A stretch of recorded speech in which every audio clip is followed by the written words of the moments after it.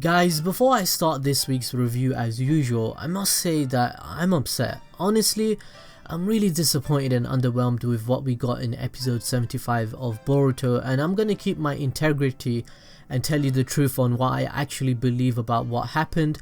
So if I come across as a douche, prick or salty, that's not my intention to be. I actually want Boruto to be a great anime and live up to its potential. With that being said, let's get started.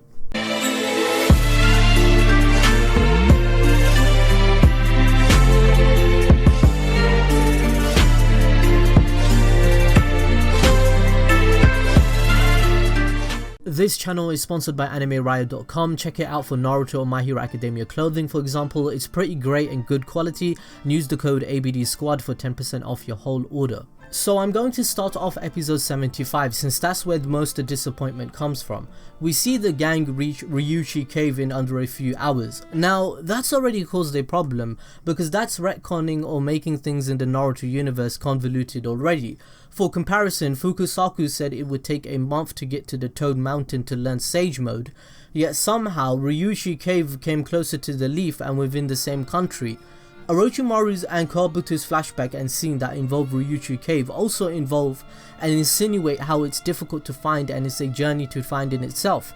It's way too easy for Boruto and the team to find Ryuchi Cave on foot. It hasn't even been a day since they left Orochimaru's hideout. The White Snake Sage is also different from what I remember. In Kabuto's flashback, she's actually a huge ass snake with orange hair, just like the toads of Mount Miyaboku.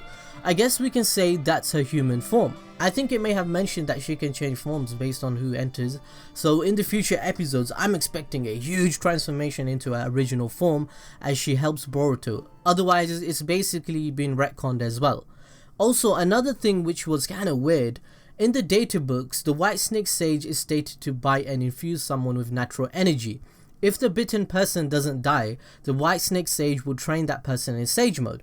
But the White Snake doesn't bite any of the characters and it was someone else that did it to Boruto for him to initiate and pass the test. Why didn't the Great Snake Sage do it? When the canon has already been established and said by Kabuto himself that the White Snake Sage bites you. So again, that is retcon too in some ways, or we have to interpret that Boruto didn't get infused with the same test as Orochimaru and Kabuto, but got poisoned with genjutsu. Why would you change that for no reason? Just why? I'll explain that later on in the video anyway. Now let's cut to the first trial, which I'm pretty sure we can all agree were really underwhelming. The food tests made no sense. If the snake woman didn't give them the biggest clue of their life and mention Mitsuki, they would have all failed. Hell, even Cho-Cho and Inojin would have died if Boruto wasn't there. Also, they gave no exposition or explanation on why the snake fairies have this knowledge and make the exam easy for them to pass in the first place. I mean, if it was that easy for everyone that went to Ryuchi Cave, I think there'll be people busting their ass over to learn Sage Mode, for God's sake. Why would they leave the biggest clue possible by mentioning Mitsuki to Boruto? The first trial to meet the Great Sage should have involved a riddle with smoke and mirrors or something for them to pass, similar to how what Batman does sometimes. This would test their wits, intelligence and knowledge of philosophy. This would have given us a scene of all the characters working together and making it funny, while Shikadai and Sarada solve the answer, resulting in portraying the shonen trope that nakama need to work together and go through trials and tribulations they have in their life, by helping and sticking together whilst also keeping in mind that they are freaking 12-year-olds, so the trial seems befitting to their age and it makes sense.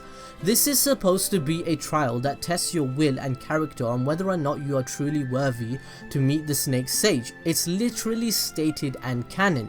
Instead, what we got was giving them a trial on whether or not they eat food because they are hungry, or would they want to keep meeting Mitsuki on a hungry stomach. Like what? I mean, what? Now we know Suigetsu was sent by Orochimaru and helps them out by stopping Moegi and wanting them to all go together to Ryuchi Cave, and the snakes at the cave say they were informed to expect them.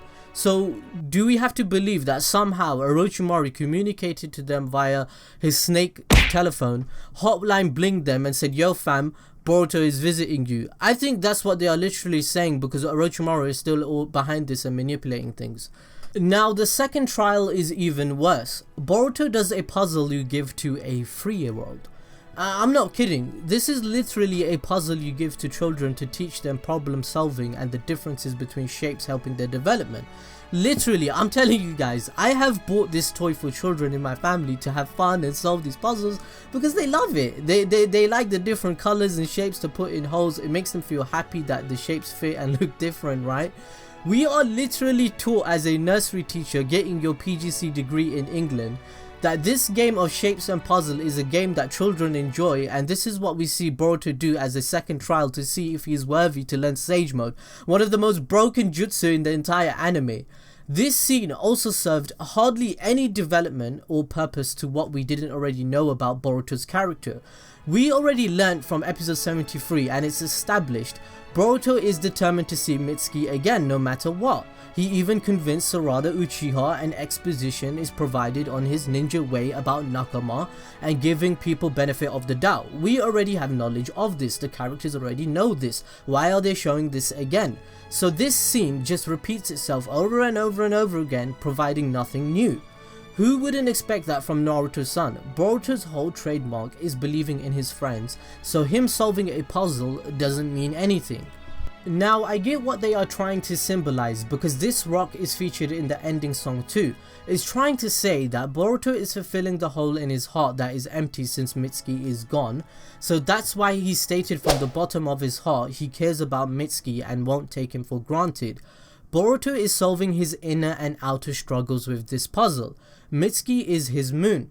I get that right guys, I get that guys, I'm not stupid. Look how fast I analyzed that, right? But to be honest everyone, I want you guys to be 100% honest. Did you guys get that? Did you understand that metaphor? Did you feel that way? Do you think this trial was great? Let me know in the comment section below. What this trial actually should have been would be to put Boruto under a genjutsu in the cave, showing him that Mitsuki actually did leave from his own free will, and displaying to him the scenario where Mitsuki is actually evil, Boruto actually seeing Mitsuki hurt the gods and almost killing them and leaving, saying he wants nothing to do with Konoha, and then surprise attack Boruto through genjutsu. Wouldn't have that been way better as a second exam, since it would give more perspective of what the other characters who are against the idea of Mitsuki, and Boruto can see that and display his strong will better to believe in his Nakama and believe in Mitsuki and want to see him even more. I know some of you guys right now are thinking, wow, anime balls deep actually makes better ideas. I'm like, oh, shucks guys, come on guys. I'm just gonna say thank you. Also, weren't these trials disrespectful to the original Naruto and established lore, with Orochimaru and Kabuto going through trials too? I wonder what type of trials they went through to finally meet the White Snake Sage if it was this easy for Boruto. These episodes felt like the Dragon Ball filler episode on the Snake Way, and Goku has to meet the Princess Snake to reach and train under King Kai. The plot in the filler episode was that the Princess Snake tries to steal his heart in her base form, but Goku's sense of loyalty to his friends and family is of course far too strong, so she transforms into a terrible giant fire-breathing snake and tries to eat him. Now, doesn't that sound extremely similar to what we saw in Boruto today? I mean, that filler episode was made 20 years ago, and I immediately saw the connection and saw the same mistakes happening again. I even think Dragon Ball did it better because it was actually funny seeing adult Goku being swayed by a princess and wanting to go balls deep. Gotta get going! Relax, I'm sure Chi-Chi and Gohan are fine. Hey, that's strange. My wife and my son, who told you their names? Why, you did, at dinner. No, I didn't. I would have remembered. Curse you!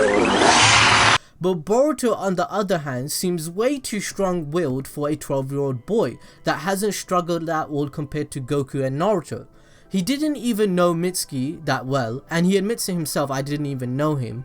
So yes, I do understand how they are trying to characterize him as a person that is gaining growth by looking at his mistakes, by taking things for granted, much like how he did his own father and now Mitsuki. Boruto is shaping up to be a person that is extremely guilt-stricken by small mistakes that he does to other people and in his life, to the point where it makes him tunnel vision, become selfish and overpowered in his strong sense of duty. I mean, the characters say themselves that he acts selfish and sometimes that he doesn't think things through, right? Now, one reason I think the writers of Boruto are doing this is because they are stuck and forced to. They have already given Boruto's character a prophecy in which he loses everything and everyone around him.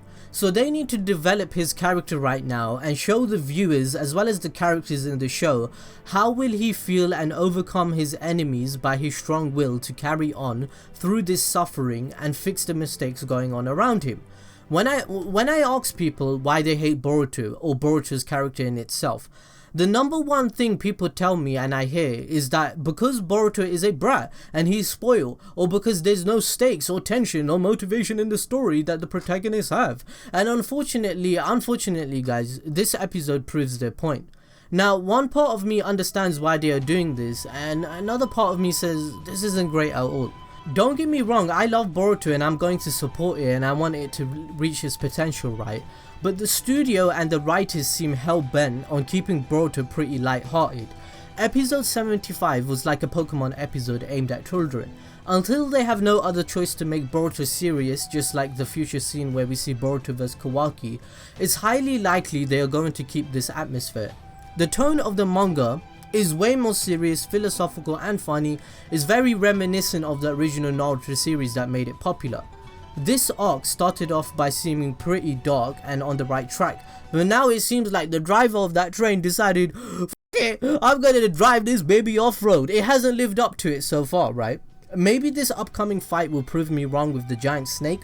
I do not understand if maybe there's 2 to 3 more episodes in this arc and it will explore even more about the cave. So obviously I'm gonna give it the benefit of the doubt and try to be optimistic. This 1 hour special of Boruto makes it pretty obvious that the anime is being written by many different writers or people that don't have the same amount of passion or understanding, which results in making it harder to defend the anime when people complain it's filler. It's very apparent that the studio was simply trying to push forward the plot without putting much thought into it or understand the established story and lore of Naruto that this anime is following up on, because even the power scaling in the anime got messed up in these 2 episodes. It's all over the place in the entire show sometimes. They don't even know how to scale Jonin Ninja, right? That's the biggest reason we as a community and Boruto fans want the anime to catch up with the manga, because at least in the manga the story is very clear, it's coherent and true to the characters' overall skills. Their abilities and character mannerisms is written by one single writer named Kodachi behind it all. Kodachi is my man. There are no clashing views of what characters can or cannot do. He knows the characters and the lore of the anime, therefore the character strengths and weaknesses are applied accordingly to everything in the freaking story.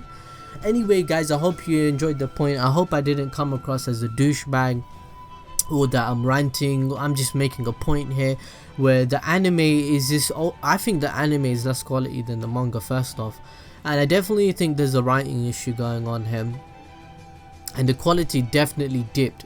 Be honest with yourselves, and I hope you appreciate the honesty. Let me know what you think about this episode, and shout out to the guys that, you know, just come here to hit the dislike button, unsubscribe, blah blah, I don't give a shit. Anyway, see you guys next time.